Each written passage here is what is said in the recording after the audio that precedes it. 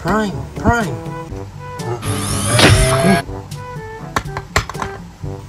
What? Prime. Don't touch me, Bumblebee. Oh, sorry, Prime. Bakit? Anong meron? Anong meron? Tinatanong mo ko ngayon kung anong meron? Hindi ba pinag-usapan na natin yan before na pag magbi-beach ka, dapat yayayain mo ko? What? Pero Prime, hindi naman ako nag-beach. Shush, Bumblebee. I've heard enough. Akala ko pa naman, isa kang tunay na friend. But look at you now. Nangitim ka na lahat sa kaka-beach mo. Never mo pa rin akong niyaya mag-beach. Don't ever talk to me again, Bumblebee. Don't you dare. What the? Ito na nga guys, ang toy na re-review natin for today. This is the Byway Hangway Bumblebee TW1025B. Bakit B? Kasi siya nga si Bumblebee. No, hindi. Kasi yung A version niya, yun yung regular version na color ni Bumblebee. So this one is yung anong malalaman natin dito sa review na ito. And pag binili natin siya ganitong klaseng packaging, meron siya sa harap and sa likod, and sa gedli, and sa kabilang gedli, and sa ibabaw, at sa ilalim. Yan. And pag na-unbox natin siya, ang kasama lang niya sa box niya is itong kanyang manual. And as you can see here, nandito pa ang ating Bumble Wasp sa kanyang clamshell. So, i-unclam na natin yan. Now, pag na-unclam naman natin siya, ang kasama lang niya dito is first itong kanyang alternate head. Dalawa ito. Yung first muna, check muna natin yung isa. Ito yung kanyang mask on. Ayan, diba? Pag nag-cover yung kanyang mask. Yan ang itsura niyan. And yung isa pa niyang mask is parang nasira na yung mask naman niya. Ang medyo bummer lang kasi yung sa isa may paint na black. So, I think mas ma-appreciate natin kung itong part na to is may paint din na black. Diba? Kasi dito siya galing eh. So, dapat may paint nga naman din na black. Pero, dito sa may broken mask niya is hindi na sila nag-bother na maglagay ng any paint up na black. Although may butas yung eyes niya. Ayun. May butas yung mata niya. Galing.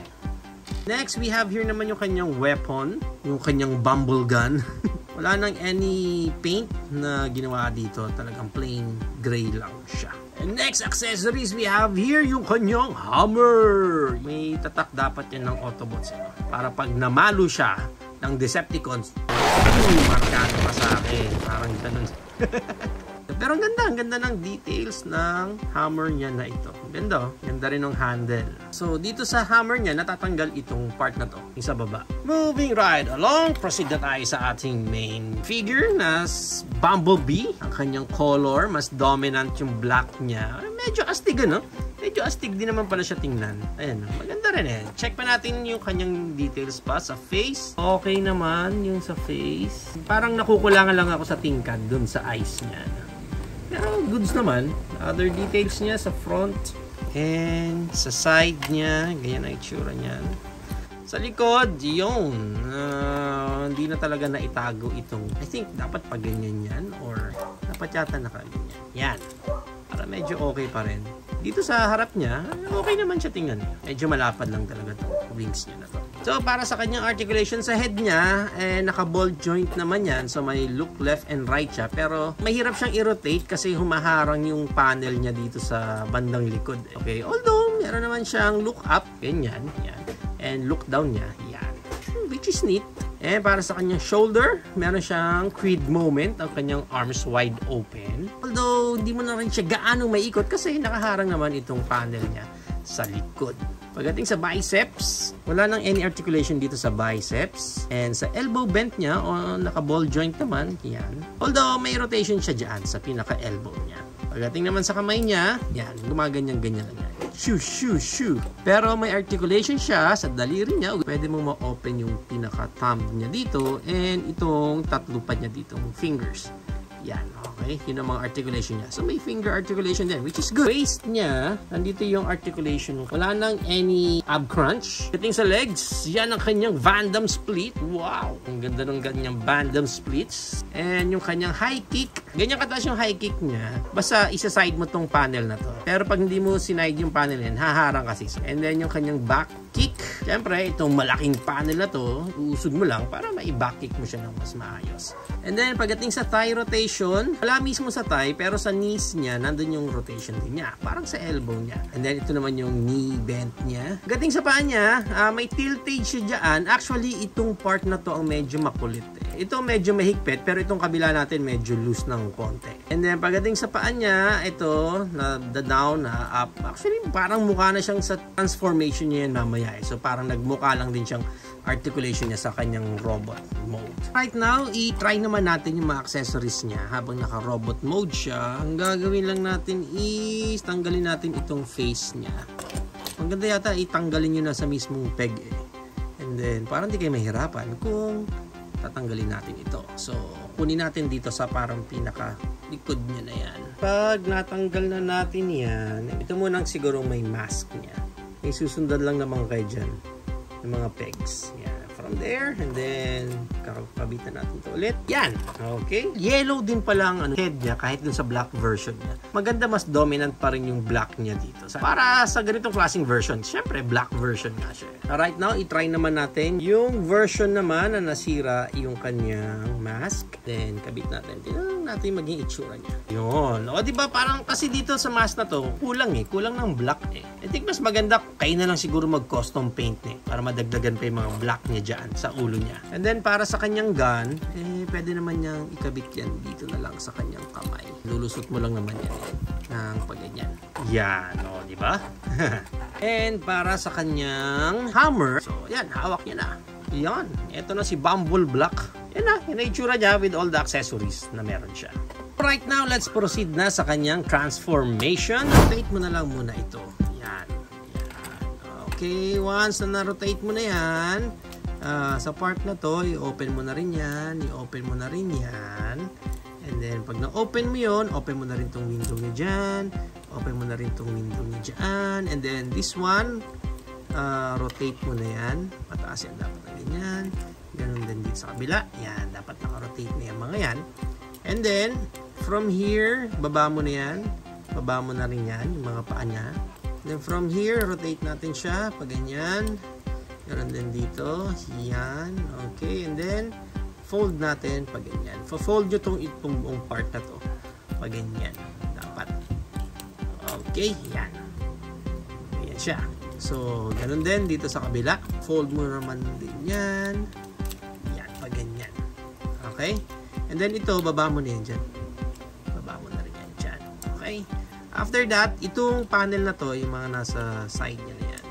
Fold na natin yan. Yan ang pagduduktuhin mong dalawa. Okay, so ganoon din sa kabila. This one, yung panel na to, siya magko-connect dyan. And then, as you can see, buo na kaagad itong back part ng car niya. No? So, pwede na natin siyang pagduktungin na ganyan. Ang ganda nung ginawa nila, iniwasan nila yung logo, and pag kinabit mo siya, parang nag-complement siya doon. O yun, ganda, di ba? So, instead of may seam line siya nakating-hati sa gitna, naging maganda yung result niya kasi nga iniwasan yung logo. Which is good, which is good. Maganda yung ganun. Okay, so ganyan na ang itsura natin dyan sa likod. Yan, no? Okay, so pagdating ngayon dito, itong hands niya, iangat na natin yan pag ganyan. Yan. Angat na muna natin yung hands niya, dyan, ganyan. And then, itong back panel niya dito sa likod. Open mo na yan. And then, ang gagawin natin, itong buong chest niya, open mo na yan, open mo na rin to, and then, angat na natin. Yan. So, it's like, para maangat mo itong part na to, i-open mo muna din sa taas, saka mo siya iaangat. Then, itong part na to, ibaba mo lang muna yan. Pero mamaya, ibabalik natin yan. Para maibaba natin itong part niya na yan. Yan, pag ganyan. So, dapat straight line din siya doon. Yan, okay? So, pag ganyan siya dapat. So, itong chest part ng robot niya, akala mo doon siya tataob no? Sa parang pinakaloob doon. Pero no. Pag ganyan lang siya. Okay? Pag ganyan dapat ang itsura niyan. So, itong chest part niya, itong head niya, dapat magtatama yan. And from here, itong part na to, cover na yan dyan. Yan. Okay? So, pag ganyan na yan. And then, itong sa bumper niya, yan, ayusin mo na lang yan. Tapos, kailangan doon siya mag-limit. Yan, okay? So, kailangan pag-init siya. Ganun din dito sa kabila. Yan. Ganyan. Yan, okay? Ganyan ang itsura niyan. And then, sa loob naman, yan na yan. Yung pinaka-itsura naman. From here, itong kamay ni Bumblebee natin is, i-rotate nyo siya. Kasi dapat, ang magiging itsura ng kamay niya is, pag ganyan. Yan. Okay? Pag ganyan dapat eh. And then, itong mga kamay niya, fold na natin pag ganyan. At nakaganyan. So, dapat nakaganyan yung mga kamay niya. And then, ikot natin. Yan. Katabi naman yun nung mukha din niya. Rotate mo lang din ng ganyan. Yan. Okay, so parang ganyan dapat ang itsura niya sa ilalim. Tapos itong flinip natin, babalik mo rin sa pwesto niya. So ganyan dapat ang itsura niyan sa ilalim. Okay, then after niyan, itong sa wings niya, i-open na natin yan. Obviously naman, kung saan na sila pupunta, di ba? Ipe-pegs mo na lang yung mga panels niya dyan. Ito na yung medyo challenging sa part kasi ito na yung mga common issues na mga pegs na sabay-sabay mo dapat silang maipeg. Na ang nangyayari is, imbis na mapeg mo sila, natatanggal yung ibang part. So, ganun din dito sa kabila. Yan, i-fold out na natin yan para mapunta yan dyan sa part na yan. Yan. Ito, dyan yan dapat. Yan, no? Itong buong panel kasi na to is kailangan mag-peg. Sorry. Naka-fold in pa yung ano. Kasi sa akin, bumalik. Kanina na-open ko din. Magpe-peg na siya dapat. Lahat yan dyan. Yan. Okay. Nag-lock naman. Nag-snap. Okay. Good. Nag-snap. Yan. Okay. So, kailangan lang talaga mag-snap para ma-secure. Yan. So, okay na. Ito na yung ating Bumble Black. Sa kanyang Camaro. Yun nga lang, ayaw nang lumubog pa nito. So, tendency is naka-floating siya. Floating talaga siya. Ganun ang nangyayari. Hindi mo siya ma-roll. Ayun, hindi gumugulong yung gulong. Sayang, maganda pa naman sana yung rolling yung gulong niya. But, wala eh. Nakaangat siya. Ganyan siya. Ayan ang ating Bumblebee sa kanyang alt mode. Now, let's check naman yung kanyang height is around 6.5 inches. Siyempre, right now, i-compare naman natin siya sa ating original na Bumblebee. Pinagkaiba lang talaga nila is more on sa color. Pero sa molds, halos wala eh. Naastigan din ako dito sa black na Bumblebee na to. Maganda siya. And kung mapapansin niyo yung head niya, mas darker yung orange dito sa black compared dito sa ating original na Bumblebee. And let's compare na rin sa ating Bayway Ironhide. Yan, mga black na black. Dapat mas malaki si Ironhide. Pero si Bumblebee dapat nandito lang din siya sa chest part. And we have here our star leader, Optimus Prime. Na Bayway din. And let's include na rin ang ating shape-shifting jeep Deformation series na Battle Trap. And another Bayway Prime na ROTB, which is ang ating Commander Cybertron. And ang ating Transformer series na OP-01. Okay, so yan ang ating height comparison. Now, if you are planning to buy this toy, ang price range niya is around 600 up to 850 pesos. Depende na lang again kung saan market kayo makakakuha ng specific copy nyo nito. So, there you have it now guys. Ito na ang ating Bayway TW1025B o ang ating Tangway The Wasp Warrior, aka Bumblebee Black Camaro version.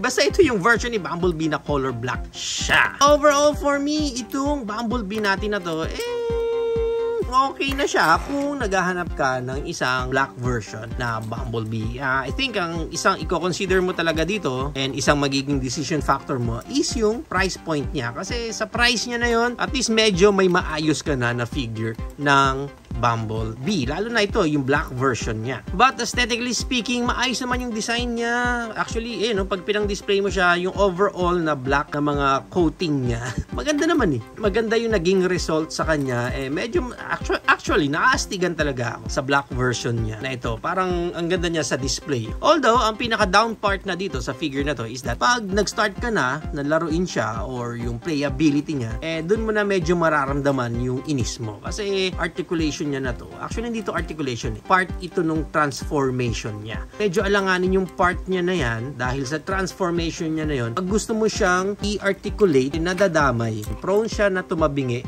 itong part na to. Kung pang-display mo lang naman siya, hindi mo naman siya talaga lalaruin, I think goods na to para sa collection mo. And kanina, nakita nyo yung alt mode niya. Ang ganda maganda yung pagiging black talaga nung Camaro niya. I think yung pinaka-strength sa kanyang alt mode kasi ang astig tingnan yung black version ng kanyang alt mode.